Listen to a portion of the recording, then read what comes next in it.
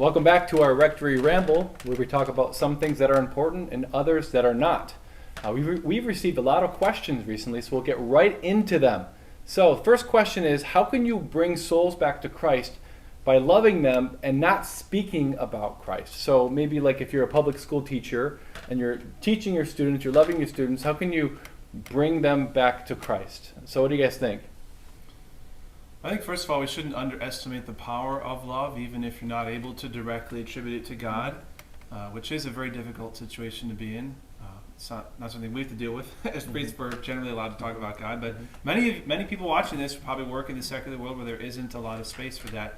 But still, the witness of just being a loving, kind presence to someone, it might open them up to maybe somehow you will be able to have a conversation, maybe off the clock when you're at another gathering or in some other context. Just having that good relationship can do so much to sort of till the soil so that when the time comes, you can plant that seed. Well, and it seems like also there's indirect references that are kind of religious in nature, right? So a lot of people are nice in our culture, but they're not forgiving. So there's an idea that you can get back at someone sort of, so you can talk behind someone's back, be judgmental and critical, so that even like the nice secular people can be pretty harsh. When you choose to love your enemies, and people say like, wait, why are you always so forgiving and always never talking about these people who are, maybe being idiots at the workplace or being rude at the workplace? You can attribute it to their human dignity, right? Which is, there's something religious to that sense. Human dignity is not just a secular term, and it can be an implicit way of kind of weaving the gospel into the conversation, I think. Amen. Any other comments? Yeah, I think, let's see, being Catholic, we're joyful people, right? And so when we encounter others, I think it's always good, to show that joy and that love towards others, and it should make them question, like, why is this person? They're always so joyful, and I think that's what being Catholic and showing that to others is, without even mentioning Christ. Really, your life can be such a joy for others, and yeah, you can make them question, wow, I wonder what's going on with this person's life, Amen. One of the things that I notice is that the world is remarkably utilitarian. I only love someone if I can get something from them, or if they can do something for me, right? So one of the ways we can really witness to Christ's love is to loving people for their own sake. Like I'm gonna love someone and not expect anything back, not expect any other favors back. I'm gonna love and show interest in someone just for their own sake. And that type of love is very attractive, and it's very different than what we often experience in this world, where people are just simply wanting relationships with each other so they can get something. Well, it's a very self-centered thing that happens in the world because Christ isn't present, right? So when we are able to bring that type of really like personal interest and personal dedication in a relationship, it really does amazing things in people. So, all right, our next question is, do you all go to confession together, or do you go to someone else? So what we like to have is group confession here, where we all talk about each other's faults. And we all start with Father Joe. And so we actually tell him his fault. No, I was joking. So I personally go to confession to my priest fraternity, some of my priest friends. I see my fraternity in one form or another every single week. And so I don't necessarily go to confession every week. It's usually about every 2 weeks. But we certainly have a lot of priest friends, and so it's kind of nice to have that. Yeah, I also go to confession usually to my spiritual director or to a priest friend if he's around. I mean, we could go to confession with each other, but that, I don't know, it seems like that could get a little bit weird just because we're like working together so much and in the same house. So we've never done that before. Father, I stole money. Yeah. If he said that. Ask me, Father, I stole some socks from you. Yeah, so, but what about you guys? What do you do? I mean, I generally just go here with Father Joe, just because it's really easy. Wait, you do? Oh, wow. See, Father Joe's, he's learning. Yeah, I can't say anything about what goes on in confession, so. You can't even say whether or not someone goes to confession, right. really. Oh, really? So we just have to take your word for it. You could, it's just not a good practice. Yeah, probably. Yeah. I do not go to confession here. I'm with them. I think if living in the same house, it could get a little weird, so I go to a neighboring parish, usually on a Saturday or something. Yeah, same thing for me. I go elsewhere. Awesome. So which saint would you guys want to go to? If you could pick any saint, which saint would you go to for spiritual direction? That's a very good question. That's a tough one. I think I would choose St. John Bosco, and maybe just because I know a lot about him. That's my middle name. My middle name is Bosco, and especially as a parish priest, it just seems like so much of what he did in his life and his ministry would be useful or like applicable. Like he had so much wisdom to share with me, and he had so much zeal. And he was just an interesting character. He was a very talented guy. He was an athlete. He could do all sorts of stunts and tricks, and he would use like that a to draw a unicycle? crowd. And I mean, is that why you're picking him? and he would use it to draw a crowd, but then he would bring them into church and start preaching them and catechizing. So just a very dynamic, interesting saint. It'd be cool to have him as a spiritual director. It's really cool. What do you guys think?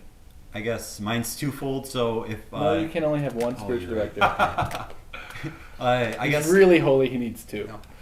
So I guess it's nice to go to confession with your spiritual director, but you know what? Yeah, Philip Neary, he'd be really good just because he's a priest. You could go to spiritual direction or confession with him during spiritual direction, but also just like just the fire of his love for Christ. He just wanted to preach him at all times, and he like lived with other priests in his oratory. So I don't know. There's like a community aspect where he's like bringing other people toward Christ and like his own love, like just to share in that. That would be awesome. For me, can I say two or is it just one? Well, One. I mean, One. I mean, seriously. Alright. You do one. If I had to choose one, it would. It's St. John Paul II. I mean, Okay. I think that he can, especially for this modern times, and having so good evangelizing and bringing others into Christ's love. That'd be amazing. That's exactly what mine How was good is your gonna be. Polish? Yeah, I have to practice. Or your that. French. I mean, he could speak English a little bit, but Right. Not bad. What do you think? I would do Anthony of the Desert. Oh my Wow. goodness. He's a third century, the father of monasticism in Egypt. It's just his work is he's such a reasonable. People really think of Anthony of the Desert and think like psycho ascetic who starves himself to death or something. But he was so moderate in his understanding of the human need for both, asceticism and also indulgence at times. And he was just his gentleness and his love are profound. And I would be amazing to have him. was he a stylite? No, he wasn't. Okay. Yeah. He lived in A stylite is someone who lives on the top of a pillar. That was Yeah, also an yeah. ascetical Yeah. practice. They'd live on the top of a Yeah, column. they'd have to like hoist food up to him. Yeah. Maybe one of us should I was try just that. gonna say, Chris. Set up a column in the parking lot. All right. Hope you're comfortable up there. At this point, people are probably thinking we're crazy. We could start like a vlog about what it's like. There you That's go. all the rage. Yeah. So I was going to choose St. John Paul II. I would say probably my second would be Venerable Fulton Sheen. I don't know if that counts. Fulton Sheen had incredible wisdom. He had also a very deep interior life. I mean, he's written and spoken on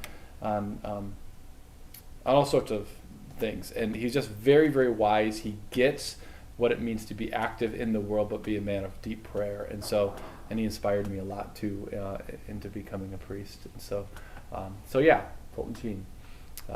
So what's your favorite mystery of the Rosary and why? Sorrowful.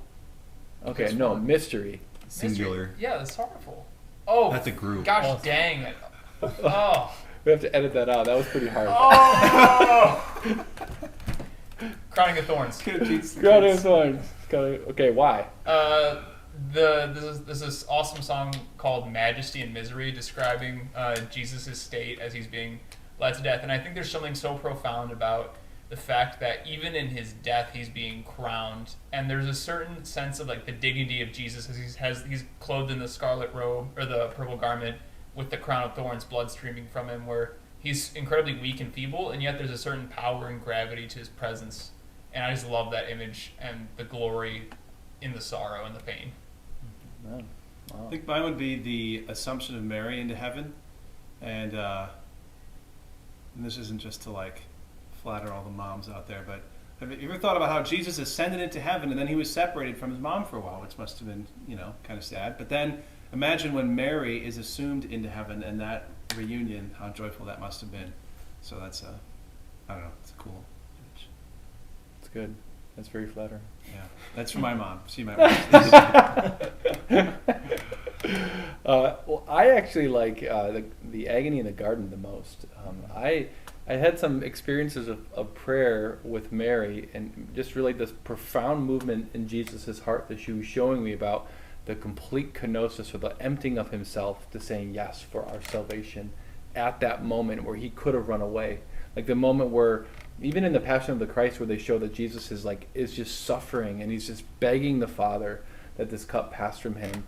And yet there's this resolute determination, I'm going to love no matter what. I'm going to give everything. And like that decision point, if you may, of his ministry was, I don't know, just very moves me a lot when I meditate on that mystery. My favorite is the Annunciation, kind of for two reasons. So something that, like, Christ is incarnational. God, like, became man so that he could be with us in a very intimate way, a very special way. So, I don't know, that's literally the first moment of Jesus' existence is when Mary said yes. And just also the idea of Gabriel, like, coming down from heaven, like, just how the excitement, like, there's a meditation of, like, how all of creation, like, held its breath as Mary was, like, kind of debating, like, should I say yes? I mean, she immediately said yes, but just the beauty of just that complete surrender of Mary, and then, like, just welcoming Christ into the world at that moment. Yeah, that's definitely my favorite mystery. Mine is the visitation. I really like that one because it just shows, the joy that comes when someone encounters Christ and Mary. And Elizabeth, right? So, yeah, there's just such a joy that she receives, and it's just always so. For me, it's such a great gift to meditate upon that, and try to picture myself in where she is, and watching Mary come and calling out to her, and just and it's always interesting thinking about Christ in the womb of Mary and being in that state, how vulnerable he was, That's good. and Mary's protection over him. That's very good. I know a lot of you were expecting a Gobbles video, but today we are going to do something a little different. We decided we're going to try to prank Father Joe, see if we can finally get revenge for Father Matthias. So right now we're planning a little water balloon prank. See if that works, and hopefully Father Joe's not too mad about it. So, I wasn't here at the time, but 2 months and 8 days ago, Father Joe pranked Father Matthias by sneaking up on him for April Fool's Day in the vestment closet. April What is the dumbest thing you've ever done? In order to get back, Father Matthias has enlisted us, the seminarians, to dump water from that window onto Father Joe, who will be standing approximately right here. And then, in case that isn't good enough, 2 of us are going to be throwing water balloons at him, just to make sure that he gets soaked here. So here are some of the water balloons we're going to be using. Hopefully that should be enough. I think so. Brian and Kevin are going to be down here. We're in the garage. And they're going to go right through there and then wrap around to the porch and start hitting Father Joe with these. And then I'll show you what I'm going to be doing. A bucket of water and dump it through this window. Hopefully hitting Father Joe right there. So, we'll see what happens. Hopefully we'll get him. Okay, so quick update. We're still waiting for Father Joe to come back from his meeting. Well, we got the cameras, a couple views right here. One there, and then one's gonna be right there. And as we're waiting, this is what we like to kind of do, hang out a little bit, enjoy our little free time. Yo. Thanks, Kevin. Playing Enjoying video his games, yield games from way back when. In case anybody was wondering if seminarians still play video games, we do.